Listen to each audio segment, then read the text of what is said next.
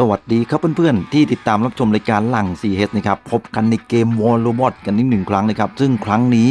ผมจะมาพูดเกี่ยวกับ10ข้อไม่ใช่10ข้อสิ5ข้อนะครับผมที่มือใหม่หรือผู้เล่นใหม่หรือผู้เล่นที่เพิ่งเริ่มเล่นเนี่ยควรจะรู้นะครับก่อนที่จะเล่นเกม War Robot นั่นเองแน่นอนครับเกมทุกเกมที่เกิดขึ้นบนโลกใบนี้นะครับไม่ใช่จำเป็นเฉพาะว่า War Robot อย่างเดียวนะครับการศึกษาหาข้อมูลนั้นเป็นความจำเป็นมากๆก่อนที่เราจะเล่นเพราะว่ามันจะมีผลต่อการเล่นความรู้สึกในการเล่นอะไรต่างๆนานามากมายนะครับเวลาที่เราเล่นเกมใดๆก็แล้วแต่และวันนี้ครับผมก็มีโอกาสนะครับที่จะทำคลิปนี้ออกมาเพื่อเป็นประโยชน์สำหรับผู้เล่นหน้าใหม่และผู้เล่นที่เพิ่งเริ่มต้นใหม่ๆนะครับจะได้นำข้อมูลเหล่านี้มาประยุกต์ใช้แล้วก็เป็นการตัดสินใจด้วยก่อนที่จะไปชมรายละเอียดกันแน่นอนครับถ้าเพื่อนๆคนไหนที่จะเติม DGM ก็สามารถนะครับกดลิงก์ใต้คลิปได้เลยนะแล้วก็ใส่โค้ด RUNGCH นะครับผมก็ขอขอบคุณมากๆและตอนนี้ครับโปรโมชั่นของช่องนะครับก็เติม DGM แล้วลด 5% นะครับผ่านช่องทาง Facebook ส่วนตัวนะครับทักเข้ามาเติมกับผมได้เลยก็จะได้รับส่วนลด 5% ทุกครั้งในการเติมเลยทีเดียวโอเคครับผมเมื่อถึงจุดนี้แล้วเราจะมาพูดกันเลยครับว่า10ไม่ใช่10สิคอยจะติด10อยู่เรื่อยเลย5ข้อนะครับก็พอแล้วนะ10ข้อมันจะเยอะเกินไป5ข้อที่ทุกคนควรจะรู้นะครับในก่อนที่จะเล่นเกมนี้นะครับเพื่อเป็นประโยชน์นั่นก็คือข้อแรกครับข้อ1เลยเกมนี้นะครับสายฟรีอยู่ได้ไหมหลายคนนะครับถามเข้ามากันเยอะมากๆสำหรับหน้าใหม่ว่าสายฟรีอยู่ได้หรือเปล่าคำตอบนะครับนะให้ควรพิจารณาเลยก็คือสายฟรีนั้นสามารถเล่นได้นะครับทุกคนเพราะว่าตอนเริ่มเล่นเกมเนี่ยเราจะอยู่ลีกที่ไม่สูงนะทุกคนนะครับลีกของเกมนั้นจะแบ่งออกเป็นนะครับ5-6ลีกนะทุกคนก็คือถ้าเกิดคุณอยู่ลีกไม่สูงมากนะครับก็จะทำให้เรานั้นนะครับเจอผู้เล่นที่ยังไม่เก่งหรือลีกแรกๆเนี่ยจะเจอบอทเป็นช่วงเวลาที่ทำให้เรานั้นได้มีโอกาสฟาร์มนี่ครับ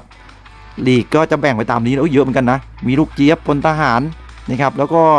บรอนซ์ซิลเวอร์นะครับลีกเหล่านี้นะครับมันจะเป็นตัวกำหนดความยากง่ายนะครับแล้วก็อัตราการเจอผู้เล่นที่เก่งหรือไม่เก่งนั่นเองนะครับก็จะทำให้เพื่อนๆมีโอกาสฟาร์มได้เล่นได้นะครับในช่วงแรกๆกลางๆแล้วก็ขึ้นอยู่กับเทคนิคการอัปเกรดนะครับการวางแผนการเล่นของทุกคนเลยสายฟรีนั้นอยู่ในเกมนี้ได้แต่ยากมากๆถ้าคุณไม่ขยันเล่นนะครับแล้วถ้าเกิดคุณเล่นแบบสเปซสปะเนี่ยโอกาสที่จะเป็นสายฟรีและอยู่ได้ทนเนี่ยลำบากนะครับเพราะว่าลีกขึ้นเร็วมากนะในช่วงต้นๆนี่คือลีกมันจะขึ้นเร็วมากนะครับประมาณนี้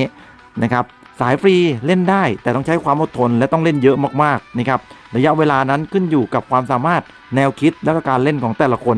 นะครับอาจจะเป็นปี2ปี2เดือน3เดือนก็ขึ้นอยู่กับทุกคนนะครับแต่บอกได้เลยว่าสายฟรีเล่นได้แต่ยากแน่นอนครับต่อไปครับเรื่องที่2ฮะระบบนี้มีรายละเอียดในเกมเยอะมากนะครับนี่ก็คือข้อ2ของเรานะครับรายละเอียดในเกมWar Robot นั้นเยอะมากๆกว่าแต่ก่อนเยอะนะครับแต่ก่อนเนี้ยเรามีแค่หุ่นยนต์นะครับเราจะมีแค่หุ่นยนต์นะครับผมแล้วก็โมดูลนะยังไม่มีนักบินไม่มีคนขับนะครับสิ่งเหล่านี้เนี่ยได้เกิดขึ้นในระยะเวลาไม่นานที่ผ่านมานะครับ5-6 ปีหลังที่ผ่านมาก็เริ่มมี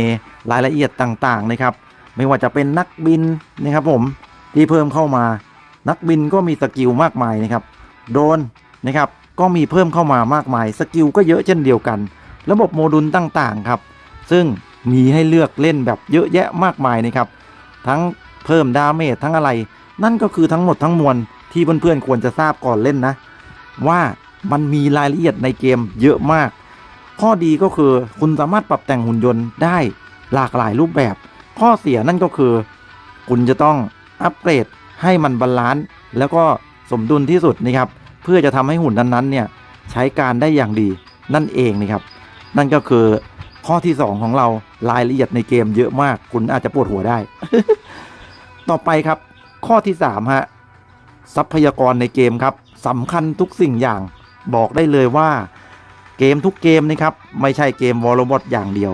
ทรัพยากรในเกมนั้นเป็นสิ่งสำคัญมากๆไม่ว่าจะเป็นเงินนะครับนี่ขึ้นให้ดูเลย ไม่ว่าจะเป็นทองเป็นเงิน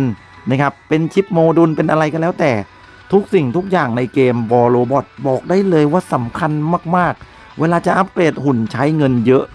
มากๆนะครับถ้าคุณเล่นไปสักพักนะครับทองนะครับใช้อัปเกรดคนขับใช้เร่งเวลานะครับผมใช้ซื้อนักบินทุกสิ่งอย่างนะครับที่เป็นทองเพราะฉะนั้นนะครับคุณจะต้องเก็บรักษาให้อย่างดีเลยนะครับแล้วก็สิ่งที่หายากที่สุดณตอนนี้เลยก็คือชิปโมดูลครับนะ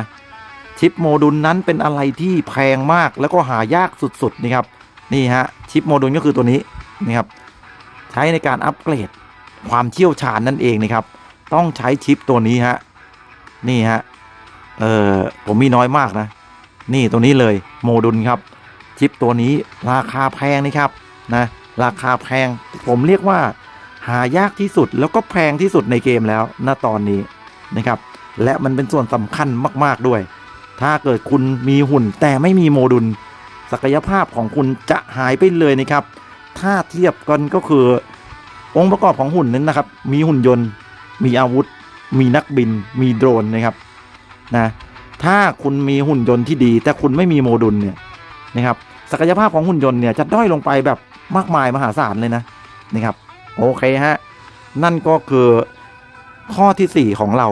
นะครับทรัพยากรในเกมสำคัญมากๆต่อไปมาดูข้อสุดท้ายครับข้อสุดท้ายเนี่ยมันไม่ได้ยากเลยฮะนะครับมันคือทุกสิ่งทุกอย่างของปัจจัยในเกมนี้เลยคือคุณต้องเป็นคนขยันเล่นฮะข้อที่5คุณต้องขยันเล่นในเกม War Robot นั้นนะครับผมถ้าคุณเล่นเกม1เกมนะครับนะคือคุณจะได้ทรัพยากรต่างๆมากมายเดี๋ยวพอพูดไปปุ๊บจะไปเล่นให้ดูเลยนะครับจะแพ้ชนะยังไงก็ว่ากันเพราะว่ามันเป็นเขาเรียกว่าข้อสุดท้ายแล้วคุณต้องเล่นครับผมเดี๋ยวผมขออนุญาตปิด Wi-Fi นิดนึงนะเดี๋ยวมันสะดุดไม่เป็นไรครับเล่นไปเลยแล้วกันถ้ามันสะดุดก็ช่างมันนะข้อสุดท้ายนี่คือคุณต้องขยันเล่นฮะพอคุณเล่นมาสักพักนะครับคุณจะเจออุปสรรคมากมายนะครับในเกมถ้าเกิดว่าเราผ่านข้อ1ข้อ2ข้อ3มาได้แล้วหมายถึงว่าคุณเรียนรู้แล้วนี่ครับพอข้อสุดท้ายเนี่ยคุณมีหน้าที่เล่นอย่างเดียวฮะคุณต้องใช้เวลาในการเล่นกับมันนะครับให้มากที่สุดคำว่ามากที่สุดมันไม่ได้หมายความว่าคุณต้องเล่นมันเอาเป็นเอาตายคือแต่ละคนมีเวลาว่างไม่เหมือนกันนะครับก็ต้องแบ่งเวลาให้ดีที่สุดสำหรับเกมนี้นะครับเพราะว่ามีภารกิจให้ทำเยอะมากแล้วภารกิจปัจจุบันนี้ได้รับของฟรีของดีเนี่ยเยอะมากๆนะครับแล้วก็ยังได้พวกเงินพวกทองนะครับเพื่อที่จะนำมาอัปเกรดแล้วก็พัฒนา ID ของเราเพราะฉะนั้นถ้าคุณเป็นสายฟรีด้วยแล้วก็คำนี้สำคัญสุดๆนะครับสายฟรีต้องขยันเล่นโคตรเลยนะครับนะสายเติมไม่ค่อยห่วงเท่าไหร่นะครับสายเติมไม่ต้องห่วงเท่าไหร่นะครับต้องเล่นฮะพอเล่นแล้วคุณจะได้ดาเมจเพิ่มนะครับได้ความสามารถในการเรียนรู้ในการที่หุ่นยนต์เราเคยสู้กับใครบ้างอะไรเงี้ยคือ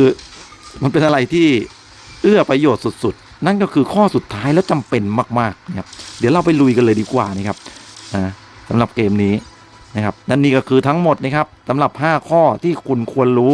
ก่อนที่จะเล่น War Robot หรือคุณเล่นมาแล้วนะครับก็ต้องควรรู้เรื่องนี้เอาเป็นสิ่งสำคัญเลยนะครับว่ามันสำคัญมากๆนะครับมันสำคัญมากๆผมก็พยายามสรุปมาให้ดูนะครับ5ข้อเรียกได้ว่าเป็น5ข้อที่จำเป็นจริงๆฮะไม่ว่าจะเป็นผู้เล่นเก่าผู้เล่นใหม่ต้องรู้ฮะนะครับผู้เล่นเก่าเขารู้อยู่แล้วนะดูจังหวะนี้โดนยิงฮะนี่ครับเดี๋ยวเราไปลุยกันเลยดีกว่านะครับคุยกันเสร็จก็ต้องมีความบันเทิงกันนิดหน่อยนะเฮ้ยตัวนี้มาตรงนี้โอ้โหแล้วโดนยิงฮะแรปเตอร์ครับแรปเตอร์แรงจริงๆซัมจ็อกฮะนะครับการหาหุ่นใหม่ๆนะครับผมหรือของฟรีทุกวันนี้นะครับไม่ยากจนเกินไปนะแถมให้อีกหน่อยแล้วกันนะครับสำหรับสายเติมนะสายเติมนี่นะครับและหลายคนก็อาจจะมีคำถามจ้อยเข้ามาว่าอ้าวพี่ถ้าเป็นสายเติมต้องเติมเยอะไหมถ้าเติมถูกวิธีหรือเติมแบบไม่สเปะสปะเนี่ยคุณก็จะไม่ต้องเติมเยอะนะทุกคนนะครับและอีกอย่างหนึ่งข้าวของในเกมเนี่ยไม่ได้แพงจนเกินไปนะจริงๆแล้วนะครับมันไม่ได้แพงมากๆนะครับบอกของบางอย่างเนี่ยมันก็แพงปี๊ดก็จริงแต่ถามว่าจำเป็นไหมบางทีมันก็ไม่จำเป็นนะครับของทุกอย่างบางทีก็ถูกนะครับหุ่นยนต์ก็ถูกลงกว่าแต่ก่อนเยอะมากๆนะ อะไรก็ถูกนะสำหรับผมนะครับเพราะว่าผมเล่นเกมนี้มานานนะแต่ก่อนเนี่ยของเนี่ยขายน้อยมากๆแล้วที่สำคัญไม่ได้ถูกขนาดนี้นะครับก็เป็นเรื่องธรรมดานี่ครับเกมมันมีการพัฒนานะครับเยอะแยะมากมายยิงครับโดนตามฮะและที่สำคัญอีกเรื่องหนึ่งก็คือเกมนี้อัปเดตเร็วมากๆนะครับนะเกมนี้อัปเดตเร็วมากๆนะนี่ครับก็เพิ่มให้นะครับสายเติมไม่เติมเยอะก็อยู่ได้นะครับไม่ต้องเติมเยอะก็อยู่ได้แต่ถ้าจะเอาแบบว่าเก่งกาจมาเท่แข็งแกร่งเทียมทานเยอะนะครับต้องหมดเยอะแน่นอนนะครับแล้วก็เกมนี้อัปเดตเร็วมากๆนะครับนี่คือข้อพิจารณาทั้งหมดเลยการอัปเดตของเกมเนี่ยค่อนข้างรวดเร็วนะครับ1 เดือนครึ่งก็อัปเดตใหม่กันแล้วหุ้นใหม่ๆเข้ามาเร็วมากอาวุธใหม่เข้ามาเร็วจริงๆนะครับเพราะฉะนั้นตัวนี้ก็เป็นสิ่งสำคัญเหมือนกันนะครับเพราะว่าอัปเดตแต่ละครั้งเนี่ยจะมีการเปลี่ยนแปลงต่างๆไม่ว่าจะเป็นการรีบาลานซ์นะครับโดนยิงโอ้โหแตกเลยฮะนะครับการรีบาลานซ์หรือว่าอะไรก็แล้วแต่นะครับมันก็จะมาในช่วงของการอัปเดตใหม่ๆนี่แหละนะครับนี่คือข้อพิจารณาก่อนที่คุณจะมาเล่นนะเพราะว่ามีคำถามผมเห็นหลายคนนะครับไม่ว่าเป็นการถามแบบส่วนตัวหรือถามแบบว่าผ่านกลุ่มผ่านเฟซอะไรก็แล้วแต่นะครับเข้ามาเยอะนะครับว่าการที่จะเล่นเกมวอลโรบอทนั้นปัจจุบันนี้มีอะไรบ้างที่เราควรคิดถึงนะแล้วควรคำนึงถึงนะครับจะได้ลงมือเล่นแล้วจะได้ไม่เสียอารมณ์ไงหลายคนเล่นแล้วบ่นกันมากนะครับเสียอารมณ์สุดๆก็มีโทษเกมบ้างโทษอะไรบ้างนะครับเพราะฉะนั้นถ้าเพื่อนๆดูคลิปนี้แล้วเนี่ยก็ควรจะรู้แล้วก็พิจารณาได้นะครับเราจะได้ไม่ต้องอึดอัดนะครับไม่ต้องมีของค้างคาใจกันเยอะโอ้โหแรงจริงๆครับฝั่งนู้นนี่ฮะปืนเขาแรงนะครับผมจริงๆแล้ว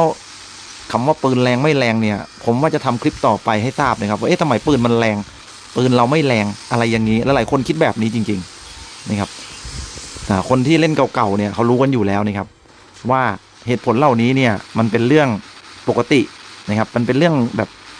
ทั่วๆไปมากเลยนะครับเกมนี้แพ้ครับผมแพ้ราบคาบเลยโอเคออกเลยดีกว่านี่ก็เป็นเพียงตัวอย่างนะครับและเกมนี้ครับทิ้งท้ายไปเลยอัตราการชนะคือ50-50เมื่อคุณอยู่ลีกสูงๆนะครับเพราะฉะนั้นใครที่กะว่าเล่นเกมนี้แล้วคุณจะต้องชนะตลอดคุณจะต้องเป็นเทพคุณจะต้องนั่นต้องนี่ทำใจไว้ได้เลยนะฮะอัตราชนะโดยรวมเฉลี่ยปัจจุบันนี้นะครับอยู่ที่50-50นะครับโอเคฮะหมายความว่าคุณเล่น10 ตาคุณอาจจะชนะแค่5 ตาหรืออาจจะชนะแค่2 ตาแล้วก็ต้องรอ20นะครับ20 ตาถึงจะขึ้นมาชนะ10 ตาอะไรประมาณนี้ ก็เป็นกำลังใจให้ทุกคนที่รักเกมนี้แต่ที่แน่ๆเกมนี้คือมันสนุกนะครับหุ่นยนต์ดีไซน์สวยความบันเทิงที่คุณจะได้รับเนี่ยมันเต็มที่อยู่แล้วนะครับถือว่าเป็นหนึ่งในเกมที่ดีที่สุดนะครับที่เกี่ยวกับหุ่นยนต์ณตอนนี้เลยก็ขอบคุณเพื่อนๆมากๆนะครับที่ฟังมาถึงตอนนี้อย่าลืมคอมเมนต์มาคุยกันครับว่าสิ่งที่พูดนั้นมีประโยชน์กับคุณหรือไม่หรือมีความคิดเห็นแตกต่างกันยังไงเนี่ยคอมเมนต์มาได้เลยและเอาไว้เจอกันใหม่ครับผมบ๊ายบาย